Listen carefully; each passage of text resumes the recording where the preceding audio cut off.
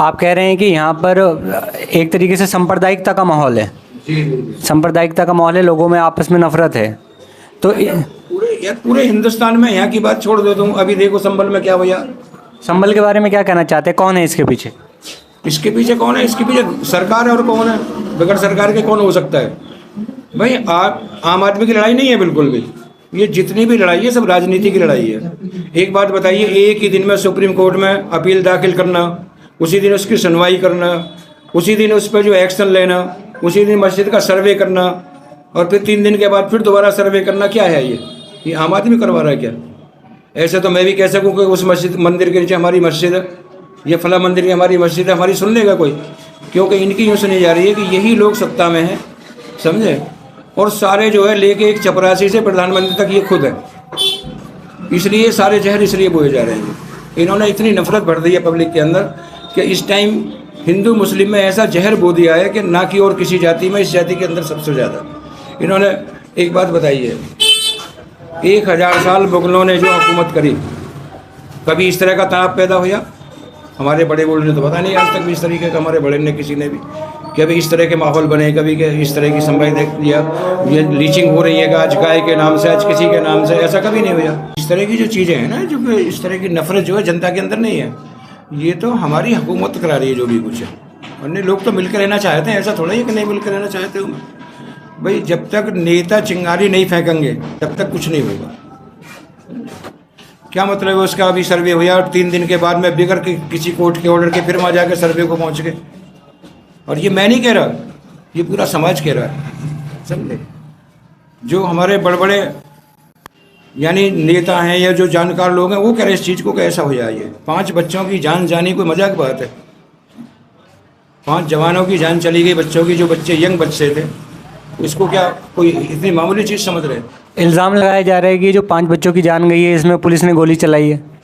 इल्ज़ाम लगाने के तो कुछ भी नहीं। उस लड़के का मामा ये बता रहा था, जो नईम लड़का ख़त्म हुआ, मीडिया के सामने उसका ये बता रहा है मामा के सीईओ साहब ने खुद ऑर्डर करे, जबकि वो लड़का जो अपने जो है रिफंड लेने जा रहा था अपने गोदाम से, उसकी हलवाई की दुकान थी उस लड़के की, और सीईओ ने खुद गोली चलवाई कह के।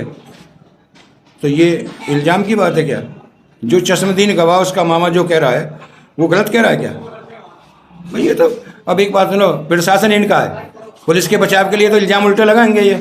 अब कितनी गिरफ्तारी हो रही है, वो तो ये कहो कि कोर्ट ने जो उसकी बुलडोजर की रोक लगा रखी है, वरना अब तक तो कितने घर भी बर्बाद हो जाते। कितनी गिरफ्तारी हुई है, क्या हो रहा है सब ये तो खास तौर से एक मुस्लिम समाज को टारगेट बना रहे हैं। और इसमें सच्चाई है 100% कि एक कौम को टारगेट बनाना। आज तक जितना भी जुल्म हुआ है सिर्फ इस कौम के ऊपर कर रहे हैं इन 10 साल के भीतर जब से आए हैं। ये मैं नहीं कह रहा, ये सारा समाज जानता है। जो अच्छे समझदार हिंदू लोग हैं वो जानते हैं इस चीज़ को क्या हो रहा है। ये ऐसा नहीं है कि मैं अकेला ही कह रहा हूँ। आपके क्षेत्र में पिछले 10 साल से जैसे आम आदमी पार्टी है इस सीट के ऊपर, तो क्या उनके राज के अंदर कभी ऐसी कोई घटना आपको देखने के लिए मिली? भैया एक बात तो बताओ, आम आदमी क्या, हमारे तो किसी पार्टी ने आके ना पूछा क्या हो रहा है ऐसा? कौन सी पार्टी जिसने कही है हमदर्दी को? एक सिर्फ राहुल गांधी तो ऐसा है जो आवाज़ उठावे, समझे, या फिर ममता बनर्जी उठाती है, वरना और बता दो कौन सी पार्टी जो आवाज़ उठा रही है इस तरह की, समझे? असदुद्दीन ओवैसी साहब भी इस बारे में काफ़ी आवाज़ उठाते हैं। हाँ, ओवैसी साहब? हाँ जी, ओवैसी साहब। हाँ, ओवैसी साहब उठाते हैं बेचारे, लेकिन उन्हें गिनती में तो नहीं ले रही है, उनकी वैल्यू तो नहीं समझ रहे कुछ भी है। अब नहीं तो हमारे आजम खान थे, आवाज़ उठावे, उनकी पूरे परिवार फैमिली भी तबाह करके फेंक दिया इन्होंने। बताइए कौन बचा है? अब्दुल्ला वो जेल में है जी, खुद बेचारे वो खुद जेल में, बीवी उनकी जेल में रही, उन्हें तो पूरा ख़त्म ही कर दिया। उन्होंने क्या जुल्म करा? एक यूनिवर्सिटी बना के जुल्म कर दिया जिसमें बच्चे पढ़ाई कर रहे हैं, जिनके लिए इतने उन्होंने भविष्य के लिए सोचा कि भाई ये कौम जो है ऊपर को उभरेगी, बच्चे जो पढ़ लिख के हमारे अच्छे अफसर बनेंगे, डॉक्टर बनेंगे, ये वो सब होगा। कोई जुल्म कर दिया उन्होंने, जो उनके ऊपर इतना ज़बरदस्त एक्शन लिया गया। सिर्फ क्या थी, वही अगर बीजेपी में घुस जाते वो साफ हो जाते, वॉशिंग मशीन में धुल के बढ़िया हो जाते आजम खान। समाजवादी पार्टी भाई उनका साथ ये हो गया।